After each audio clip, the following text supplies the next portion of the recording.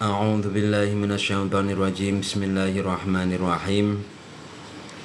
Qala al-musannif pengarang kitab Qadrul Ghawais, di dalam kitab Qadrul Ghawais ini menyebutkan terkait dengan kaifa tu'minuna billah,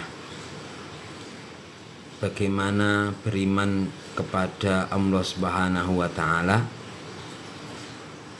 Disebutkan dalam kitab ini bahwa qalal Barawi wala yajuzul bahthu an dzatillahi ta'ala wala an sifatih lianna tarkal idraki idrakun wal bahtha fi dzatillahi ta'ala isyrakun wa kullu ma khatara bibalika min sifatil hawadits famlahu bi khilafi dzalik. Di dalam kitab ini disebutkan bahwa berkata Barawi bahwa tidak boleh membahas atau meneliti terkait dengan zatnya Allah, dan tidak pula wala an sifatih, terkait dengan hakikat sifat-sifatnya Allah. Jika penggalan dari perkataan Barawi ini kita dalami, ini begitu sangat dalam sekali. Sahabat-sahabatku salik yang dirahmati oleh Allah, sesungguhnya kita kemarin telah mempelajari apa saja sifat-sifatnya Allah, sifat wajib, dan dari sifat-sifatnya Allah itu di dalamnya memiliki makna-makna seperti Al-Malik, Raja, pemilik alam semesta; Al-Ahad, Esa, Ar-Razzaq, yang maha pemberi rizki; ada Qadir, Qadirun; ada Muridan, Aliman, dan lain sebagainya. Di dalamnya itu ada makna-makna yang makna itu memberikan pemahaman kepada kita, memahami Allah Subhanahu wa ta'ala itu sebagai Tuhan kita. Akan tetapi di akhir pembahasan qaul dari Barawi dan tidak tentang zatnya Allah, dan juga tidak boleh, ini merupakan pegangan kita setelah mencoba untuk mempelajari sifat-sifatnya Allah, asma-asmanya Allah, yang di dalamnya ketika kita mempelajari itu berarti kita juga memahami makna-makna dari sifat-sifat atau asmanya Allah itu sendiri. Oleh Al-Barawi ini, sesungguhnya ini adalah sebuah makna yang membatasi kita, yang menjadi dinding agung yang membatasi antara makrifat dan kesintian, melainkan dari sebuah kemustahilan. Artinya kemustahilan kita itu akan mengetahui hakikat dari zatnya Allah dan hakikat dari sifat-sifatnya Allah itu sendiri. Ketika ini menjadi sebuah kemustahilan, maka menyebabkan kita itu tidak diperbolehkan untuk membahas secara lebih mendalam terkait dengan bagaimana zatnya Allah dan bagaimana hakikat dari sifat-sifatnya Allah. Kenapa kok mustahil? Mustahil ini karena memang kita ini memiliki indera yang terbatas. Manusia itu hidup di alam materi, terikat dengan ruang dan waktu. Oleh karena itu manusia yang hidup di alam materi dan terikat oleh ruang dan waktu, maka historisitas pemahamannya terhadap segala sesuatu itu ya terbatas pada materi maupun batasan ruang dan waktu itu sendiri. Materi dan ruang serta waktu ini akhirnya menjadi sebuah data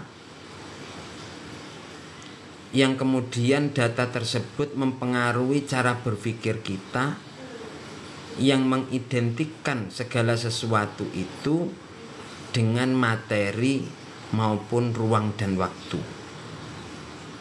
Sedangkan Allah Subhanahu wa ta'ala itu bukanlah materi dan tidak terikat dari ruang dan waktu itu sendiri. Oleh karena itu, membahas secara lebih mendalam terkait dengan zat maupun sifatnya Allah Subhanahu wa ta'ala itu dilarang. Karena ketidakmampuan dan kemustahilan kita untuk membahasnya. Ketika kita memaksakan membahas, maka kita nanti akan terjerumus kepada sebuah pemahaman maupun sebuah gambaran yang ada di otak kita untuk menerjemahkan Tuhan itu sesuai dengan pengalaman kehidupan kita. Tuhan itu sesuai dengan gambaran di otak kita yang selalu otak kita itu menerjemahkan segala sesuatu tidak lepas dari materi, ruang, dan waktu.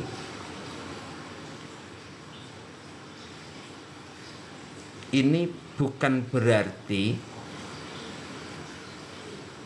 perkataannya Barawi ini menunjukkan bahwa Allah itu tidak mau dikenal, itu tidak. Kenapa Barawi mengatakan wala yajuzul bahthu an dzatillahi ta'ala wala an sifatih? Tidak diperbolehkan untuk lebih mendalam membahas zatnya Allah dan sifat-sifatnya Allah. Bukan berarti Tuhan itu enggan untuk kita kenal, tetapi karena kita yang harus sadar bahwa alat kita yang kita gunakan untuk membahas, untuk mengenal, untuk barangkali menganalisis, untuk memahami tentang zat dan sifatnya Allah ini terbatas. Kita yang harus sadar diri. Karena kita itu penuh dengan keterbatasan itu, maka akal dan imajinasi kita itu pasti tidak akan mampu untuk menjangkaunya. Karena akal dan imajinasi kita ini hanya merupakan ciptaan. Sementara Allah itu adalah pencipta yang famlahu bi khilafi dzalik, sama sekali berbeda dengan ciptaannya. Yang ini kemudian dikenal dengan laisa kamislihi syai'un fil ard wala fis sama. Tidak ada yang menyerupai apapun, baik di bumi maupun di langit. Ini yang harus kita sadari.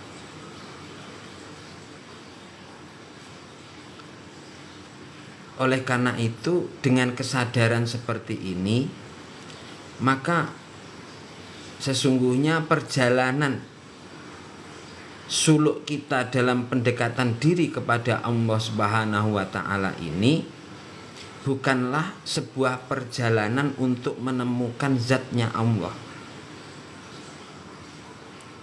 Karena ya memang keterbatasan kita itu. Akan tetapi perjalanan ini, perjalanan suluk untuk pendekatan diri kepada Allah Subhanahu wa taala, ini adalah sebuah perjalanan untuk membersihkan hati kita ini dari segala sesuatu selain Dia, Allah Subhanahu wa taala. Karena Allah, kembali lagi tadi, laisa kamitslihi syai'un, tidak ada yang menyerupai, maka hati kita ya kita bersihkan dari segala sesuatu yang menyerupai Allah Subhanahu wa taala, baik yang selalu menari-nari dalam akal kita maupun imajinasi kita, harus kita bersihkan. Jadi perjalanan kita itu bukan untuk menemukan zatnya, tetapi untuk membersihkan laisa kamitslihi syai'un fil ardi wala fis sama itu tadi.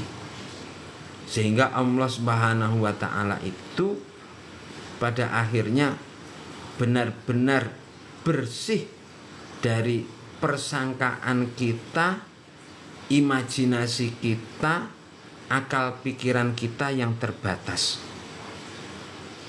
Dan itu harus kita sadari. Sahabat-sahabat salik yang dirahmati oleh Allah, kemudian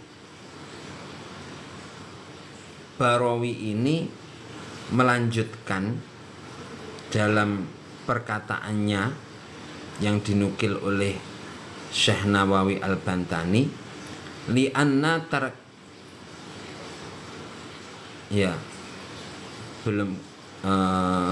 wal bahtha fi dzatillahi ta'ala isyrakun. Sesungguhnya membahas, meneliti zat Allah Ta'ala adalah sebuah perbuatan yang menuju kesyirikan. Ini yang harus kita hati-hati. Jadi ketika kemudian kita paksakan alat kita untuk memahami Allah Subhanahu wa taala, memahami hakikatnya Allah Subhanahu wa taala, ini kita paksakan alat kita yang terbatas tadi, maka ketika kita membahas tentang zatnya Allah ini, yang timbul nanti adalah kemusyrikan, kesyirikan. Yang ini harus kita jauhi. Mengapa ini adalah syirik? Sebab ya di detik-detik itu, ketika kita membahas itu, kita mencoba untuk membahas, meneliti, membayangkan zat Allah, di mana akal kita itu tadi ya, yang terbatas itu tadi akan bekerja sesuai dengan kemampuan akal yang terbatas. Akhirnya ya sama saja mengerdilkan Allah Subhanahu wa taala dengan seluruh keagungannya.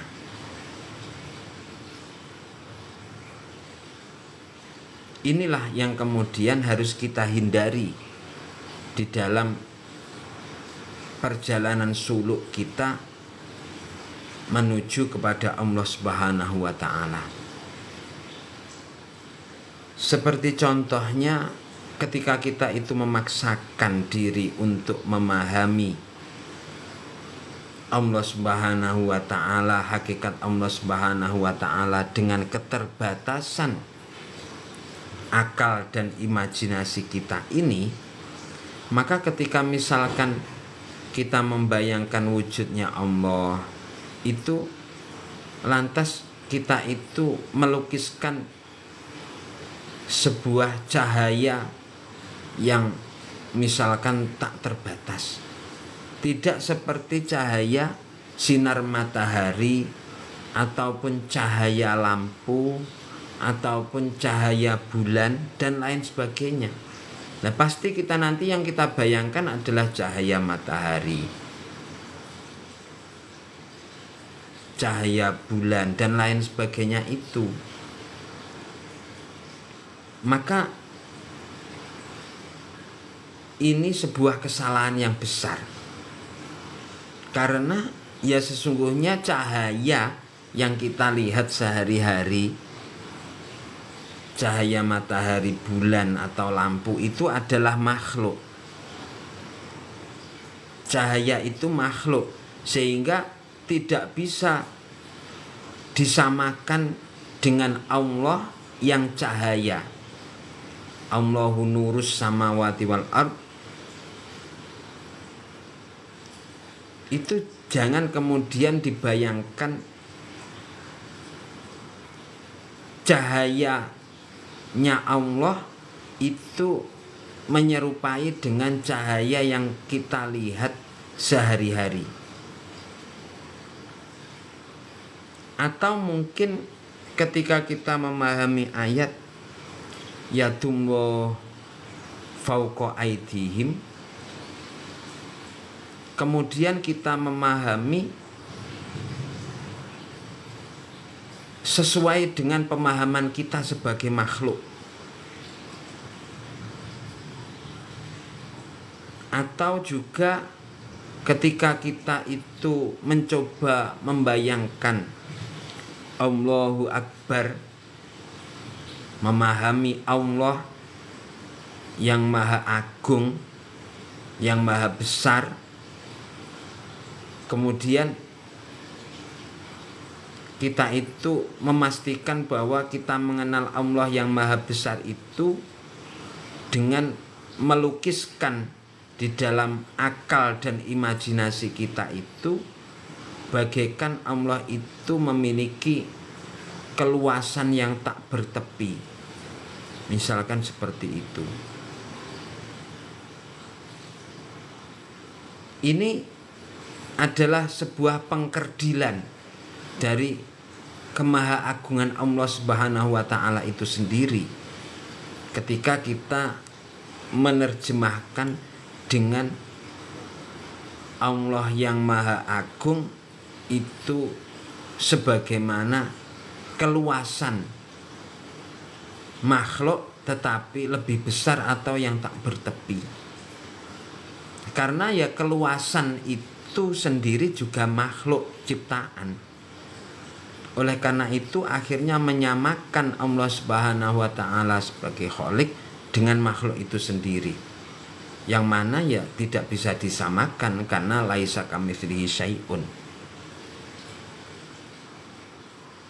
Di lain hal misalkan kita membayangkan ilmunya Allah, membahas ilmunya Allah, kemudian kita membayangkan bahwa ilmunya Allah itu laksana kesadaran kosmik yang agung. Karena di dalam kajian-kajian sains untuk saat ini sudah sampai pada tingkat kajian bahwa alam semesta ini seakan-akan memiliki sebuah kesadaran tunggal, sehingga alam semesta ini tercipta. Alam semesta ini seakan-akan ada memang yang mengatur dari kesadaran tunggal tersebut. Lantas ketika kita membayangkan itu semua, apakah kemudian kesadaran tunggal kosmik ini adalah Allah Subhanahu wa taala itu sendiri? Jawabannya ya bukan. Karena kesadaran kosmik itu adalah makhluk. Yang mana makhluk itu ya tidak akan mampu disamakan dengan Khalik. Karena memang Allah Subhanahu wa taala itu fa'allahu bi khilafi dzalik, berbeda dengan itu semua, tidak sama, laisa kamitslihi syai'un. Ini yang kemudian memahamkan kepada kita bahwa kita itu jangan kemudian membayangkan Allah Subhanahu wa taala itu baik zatnya maupun sifatnya dengan paradigma akal kita yang kerdil, dengan paradigma akal kita yang terbatas, karena keterbatasan kita memahami sesuatu disebabkan oleh keterbatasannya seluruh indera kita, dari merasa, meraba dan sebagainya, itu yang akhirnya mempengaruhi otak kita untuk menerjemahkan segala sesuatu berdasarkan pada keterbatasan akal dan indera kita itu tadi. Inilah yang kemudian merupakan hal-hal yang membuat kita itu syirik, mempersekutukan Allah Subhanahu wa taala. Walaupun mempersekutukan Allah Subhanahu wa taala itu tidak langsung di dalam wujud di depan kita itu kita menyembah patung, menyembah berhala, tidak.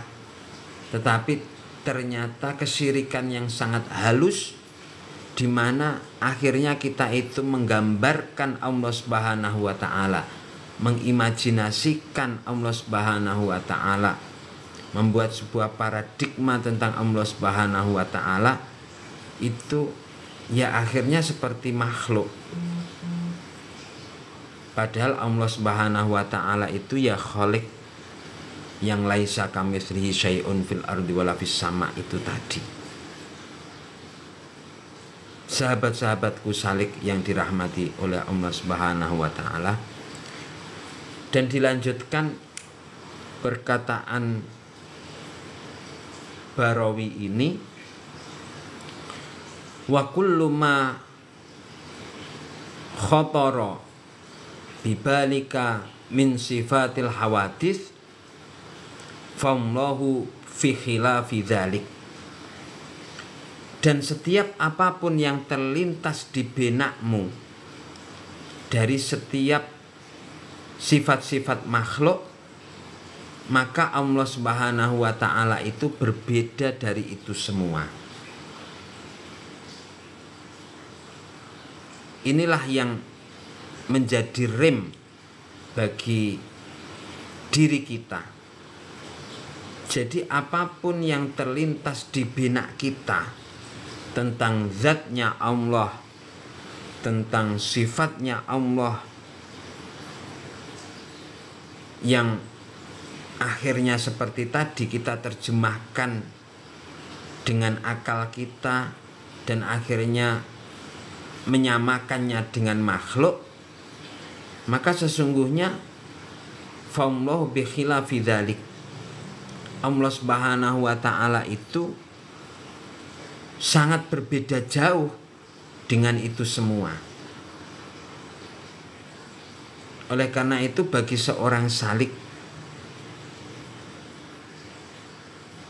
yang menuju ke jalannya Allah, yang sudah melalui makom tahalli, pembersihan diri, tahalli, mengisi dengan amal-amal soleh dari zikir, amaliyah ibadah, perbuatan baik dan lain sebagainya, maka dia itu sewaktu-waktu akan ditarik oleh Allah Subhanahu wa ta'ala ketika ditarik oleh Allah Subhanahu wa taala itu, inilah yang dinamakan dengan tajalli.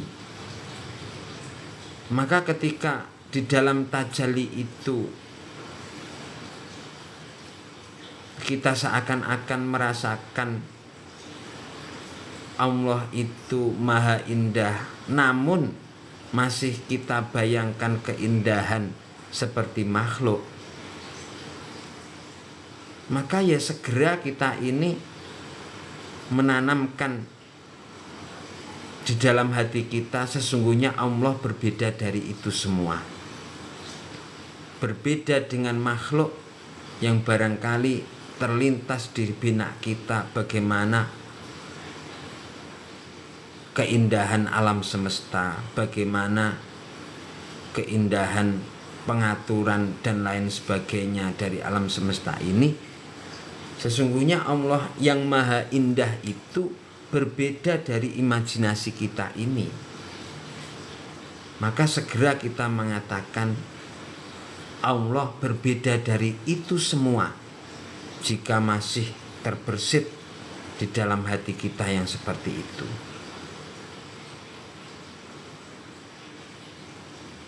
Jika sewaktu-waktu juga akal kita ini menemukan sebuah konsep filosofis yang mendalam, misalkan yang brilian tentang Dia Allah Subhanahu wa taala terkait dengan zat dan sifatnya, maka ya segera kita tanamkan di dalam hati, Allah berbeda dari itu semua. Allah berbeda dari bayang-bayang kita itu, berbeda dari imajinasi kita itu. Jika sewaktu-waktu misalkan kita membahas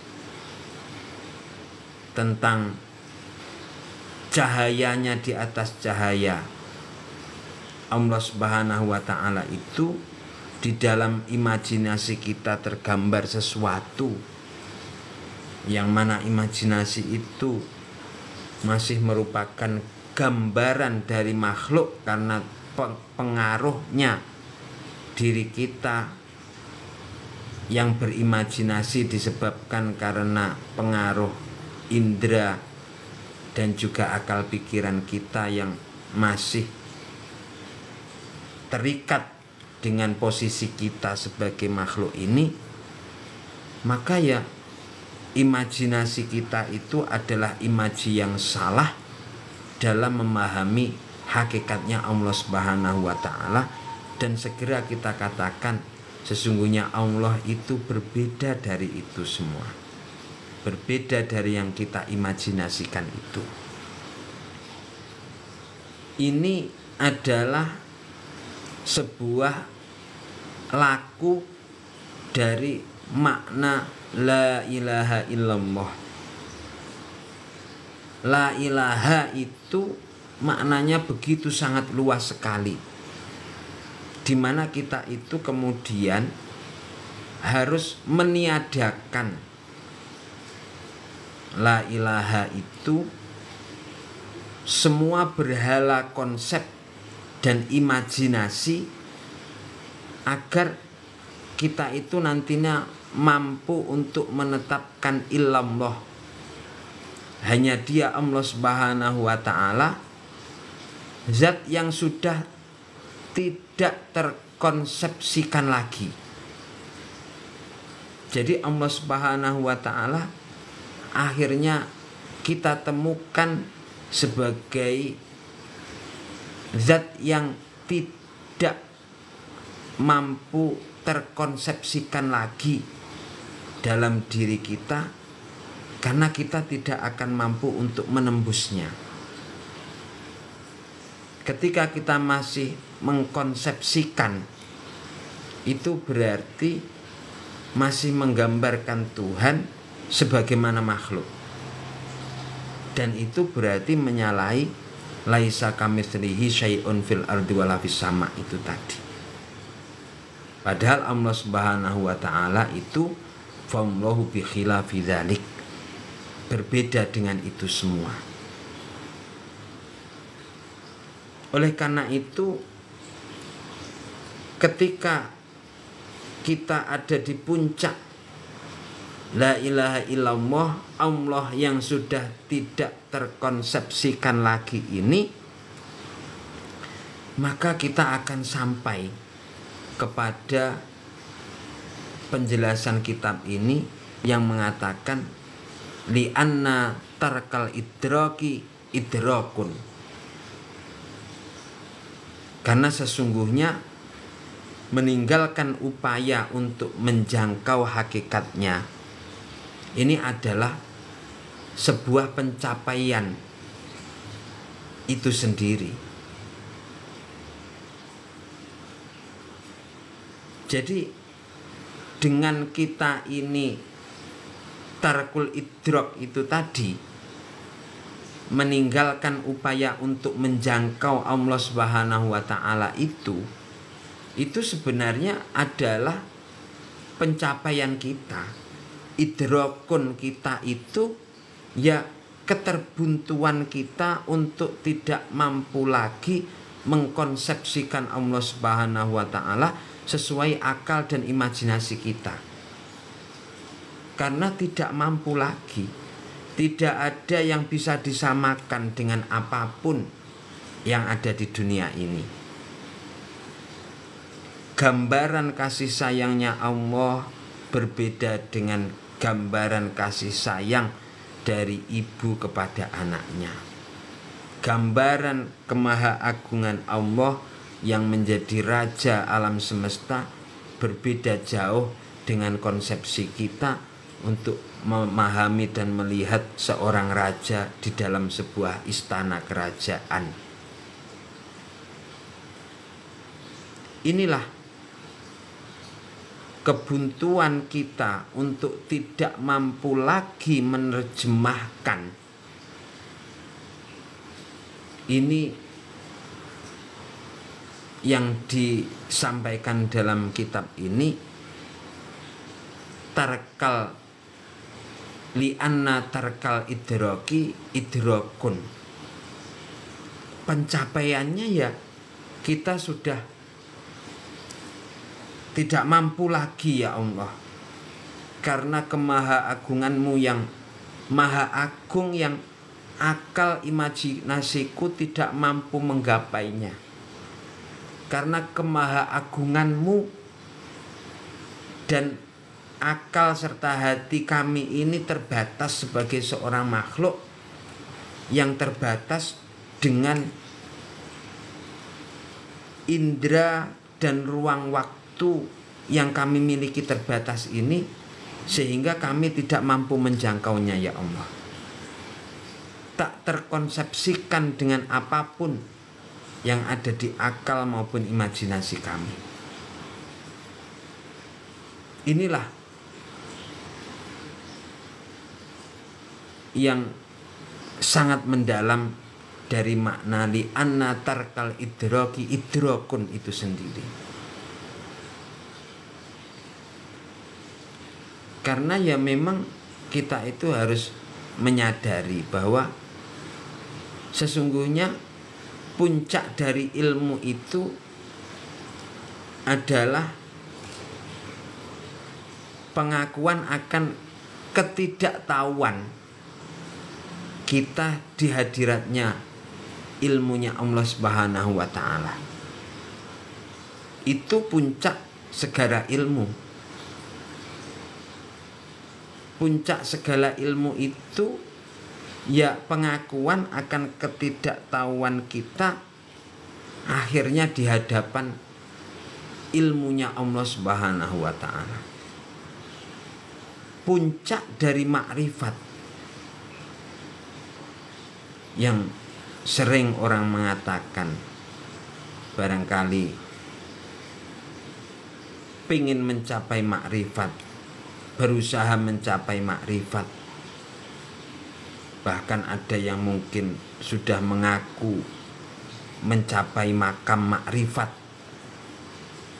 Sesungguhnya puncak dari makrifat itu bukan kemudian kita yang mengatakan dengan ego, akal, dan hati kita bahwa aku telah menemukannya.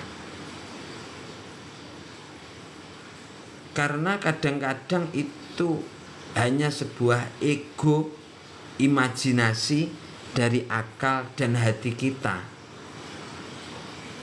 Akan tetapi puncak dari makrifat itu adalah